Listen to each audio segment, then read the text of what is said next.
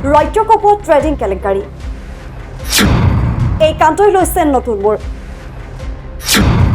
অভিযুক্তৰ সন্মুখত ন বিপদ ট্ৰেডিং কেলেংকাৰীৰ নতুন মোৰ শ্ৰুমিৰ পৰা বিশাল ফুকন টাৰ্কিক পৰাকে ধৰি সকলো অভিযুক্তৰ সন্মুখত এতিয়া নতুন বিপদ CBI বিশেষ ন্যায়াধীশৰ আদালতত অভিযোগনামা দাখিলৰ পিছতে বিপদ বাঢ়িল আটাইকেইজন অভিযুক্তৰ বৃহস্পতিবাৰে CBIৰ বিশেষ ন্যায়াধীশৰ আদালতে বিশাল ফুকনৰ মুকলিভাৱে কৰা আবেদনক নাকচ কৰে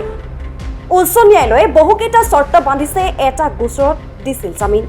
সেই অনুসৰি CBIৰ বিশেষ ন্যায়াধীশৰ আদালতত বিশাল টাৰ্কিকৰ পাছপোৰ্ট জমা দিবলৈ নিৰ্দেশ দিছিল কিন্তু পাছপোৰ্ট জমা দিব নোৱাৰিলে আদালতত যাৰ বাবে এতিয়া CBIৰ বিশেষ ন্যায়াধীশৰ আদালতে নিদিলে কাৰাগাৰৰ পৰা মুকলিৰ নিৰ্দেশ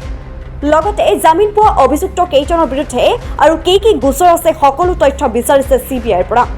আনহাতে বৃহস্পতিবাৰে CBIৰ বিশেষ ন্যায়াধীশৰ আদালতত 5 গৰাকী অভিযুক্তৰ বিৰুদ্ধে দাখিল কৰে অভিযোগনামা শ্ৰুমিৰ পৰা টাৰ্কিক বৰা বিশাল ফুকন অভিজিত চন্দ্ৰ ৰঞ্জিত কাকতিৰ বিৰুদ্ধে দাখিল কৰে প্ৰায় 150 পৃষ্ঠাৰ অভিযোগনামাত স্পষ্টকৈ উল্লেখ কৰিছে একোটা হোৱাটছএপৰ দৰে এপৰ গ্ৰুপ খুলি কেনেদৰে বিনিয়োগকাৰীৰ পৰা টকা লৈছিল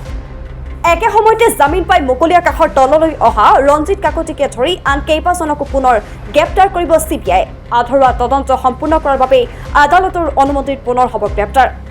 তদুপৰি দীপাংকৰ বৰ্মনৰ প্ৰেয়সী মনালিছা দাসৰ বিৰুদ্ধেও আদালতত দাখিল হ'ল অভিযোগনামা নিউজ টেক্স ৰিপৰ্ট ব্ৰেকিং 24 আছাম